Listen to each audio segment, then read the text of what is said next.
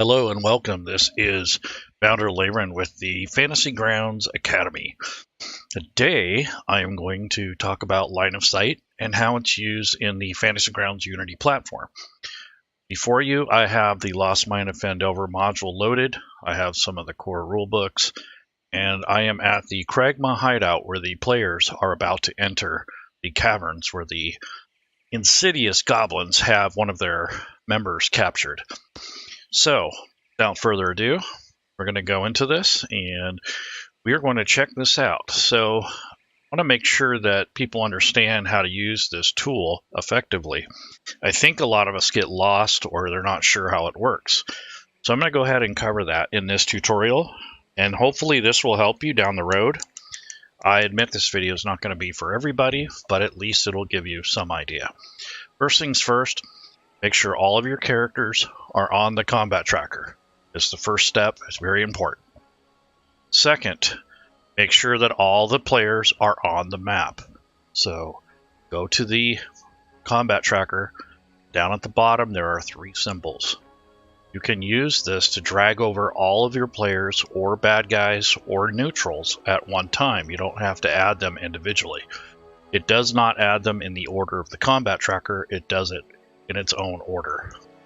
So I will just temporarily take these friendlies and drag and drop them onto the map. So I would do this before the game starts. Once they're on the map, I will arrange them to their starting locations. So anywhere at the bottom of the map is fine. As long as they're on the map, that's what's important. And as you can see, as I click on them, I'm claiming ownership. That's important that you know the difference. As you click through each one of these tokens, you'll notice that the lighting changes a little bit in the map. So I'm going to expand the map so you can see what I'm talking about. So I'm going to close the story entry, and I'm going to expand the map a little bit more so that it's a little bit more visible, and you will be able to see what I'm talking about. So down here I have the rogue criminal selected. She's the first one on the combat tracker. Now, this does not change the view. So when I change the combat tracker, it doesn't change the view of the token. I actually have to claim it or click on it in order to see through the vision of that token. This is a big disconnect that most people have, especially dungeon masters, because they are having to run multiple characters or NPCs. So as you go down the combat tracker, you need to manually switch between which vision you're looking through. And if you want to see a little bit more detail as to what I'm talking about, I'm going to unlock the map. First thing is you're in play mode. You want to check out to see if line of sight is enabled. You look over here on the right. All of these tokens are dark. If they're off, you need to enable those because you will not benefit from the line of sight if those are disabled. Also, you can go into player view to get an idea of what the player would see. So you can toggle that on full time, or when you lock the map, you can hit Control P, which gives you a brief preview of what the players would see. So if you want to run this campaign with player vision on, you can hit Control P to go back to regular GM view. So it just depends on how you want to run things. The nice thing about this is when you select a token, you'll be able to tell which type of lighting that they are seeing or which field of vision they have. So as you click through these, like this fighter, this folk hero, they don't have dark vision, so they cannot see up into the tunnel. If you click the cleric soldier, you can, because he has dark vision and he can see into that cavern. The wizard acolyte is an elf. She can also see. So all the tokens have a different field of view depending on their race and their abilities. So make sure you understand that when you're players or when you are looking through the token. When you are selecting a token on the map, that's what changes the view. The combat tracker does not change the view. The combat tracker only keeps track of the initiative, the hit points, whose turn it is, magical effects, spell effects. It does not determine vision. Vision is an individual token selection. So that is how you know which vision you're looking through, is when you actually click on one of the tokens. If you click twice, it deselects to the default view. So now you're getting an overview look. If you click on it again, you're getting the individual view of that token. So selecting and deselecting changes the vision. That's important for you to know that. The other thing is, if you're in editing mode, such as line of sight, you cannot engage or interact with the tokens. You have to be in play mode in order for that to happen. So if you're editing a map and you want to move a token to check it, you need to change back to play mode. The other thing I want you to make sure of is make sure that at least line of sight is enabled, that the lighting is enabled, and if you want to use token lock, that can be enabled. And you can enable or disable player view. So if you don't like this player view, you can always click on this, which is the GM overview. It's kind of a hybrid mode, so you can see everything. And then when you select one of the player's tokens, you can actually sort of see their site, but it kind of blends in with your overview. So if you really want to see what the players see a lot more clear, you turn on this or enable the player vision full time. And as you click two different characters, you will see through their eyes. That is important that you understand that. The other thing you need to do is with NPCs, kind of a similar process. So if I was running this campaign, first I have this disabled, so I don't have the player vision on right now.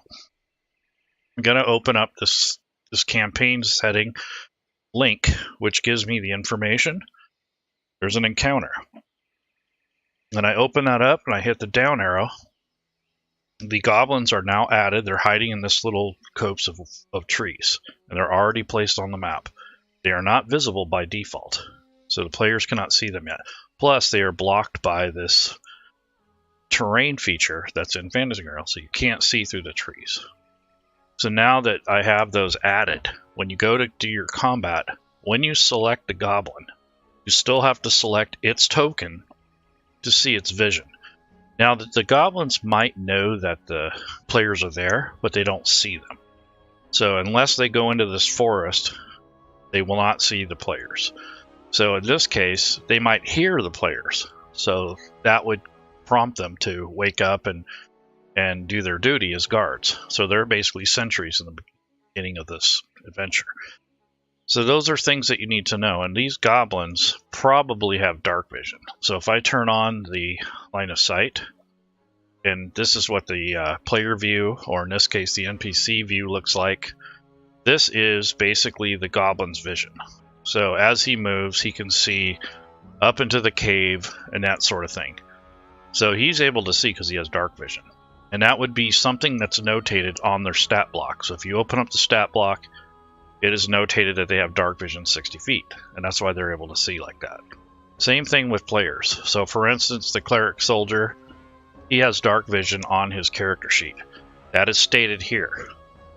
So that is something you need to know when you're running these encounters, is to make sure line of sight is on, make sure that the combat tracker has the correct NPCs and players, and make sure they're on the map.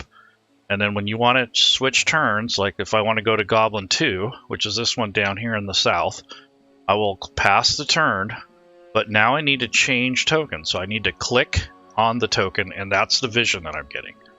So this is where a lot of people have issues with. You need to select the token you want to view through. So if you were one of these humans and you try to go up into that cave, you have no light. You cannot see past this point because you are not a subhuman or demi-human that has that particular feature for dark vision. If that's the case, then you have to have a candle or some sort of light source. I don't know how many times I've seen people go into the forums and say that this doesn't work. Well, no, it works. It's because the player itself does not have a light source. There's no torches, nothing. So what you need to do, if it's applicable, is you open the character sheet, you take a look at their inventory. If they do have torches here, in which this case he may not, but he does have a light source. So if we look at his different items here, he might have a candle. In this case, he has torches, so he has 10 of them, which is fine. If that's the case, you come up to the effects on the top right. If he elects to use his candle, the player can do this themselves. They can drag and drop the candle, or in this case, a torch. onto his particular token. So this is the fighter, the folk hero. So if they wanted to enable a torch, they drag and drop it onto their own combat tracker entry or onto their token. When they do that, now they have a light source and they're able to see. So having light sources or token vision is a very important aspect of this game. This is what helps validate even having line of sight. This gives validation to having light sources. Running out of candles or torches can be an issue. And also, if you want to sneak around, you'll know who's in shadows and who isn't. So these are things that you need to know as you're playing, and you'll get used to them as you get used to using certain maps. It takes a little practice. You're not going to know everything at once, and eventually you'll get it down. When your players get confused, make sure they have their player token selected. Make sure they have a light source, or that they have some sort of vision that allows them to see in the dark. So those are the main things that you need to know with line of sight. Now that assumes that the lighting and the line of sight is turned on in the interface. So in play mode, when you unlock the map, this is where you select these. Not all maps have these enabled, so you have to check that first before you panic.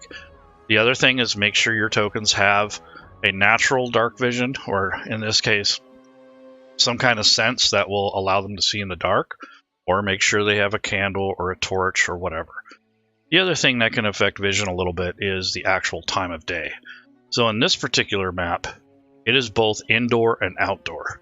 So you need to differentiate that between outdoors and indoors because they exist on the same map. If it was just a dungeon or all outdoors, it wouldn't matter as much.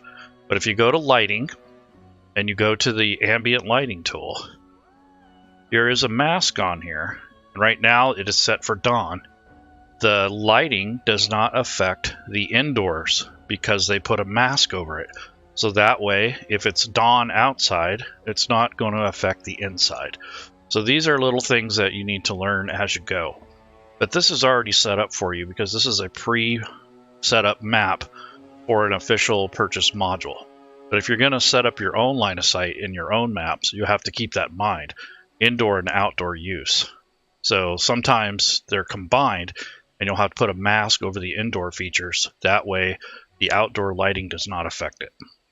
But normally you don't have to worry about that. So if you want to change the time of day, instead of them reaching this location at dawn, maybe you want to switch it to daytime. So if you go to sunlight, it's going to brighten the map up a little. It's going to be a little brighter. If you want it to be nighttime or dusk, you can change it, kind of change it to a sunset. If you want it to be pitch black or really dark, go to moonlight. So those are how you change the time of day if you want. And then you go back to play mode, lock the map back up, and play as you would. So now that I have this, and if I go to player vision, you're going to see the difference. So if I go to player vision mode, and I actually change the token, it'll get dark. It'll be a lot dimmer than it normally would be without the vision. So if I click Control P, that will show everything as the Game Master. If I let go, it's just going to show the player vision. So in this case, I have the player vision enabled as permanent. If you don't want that, you can disable it. Make sure you're in play mode, hit Control P to kind of get an idea of what the players would see. So that's your preview mode as a GM.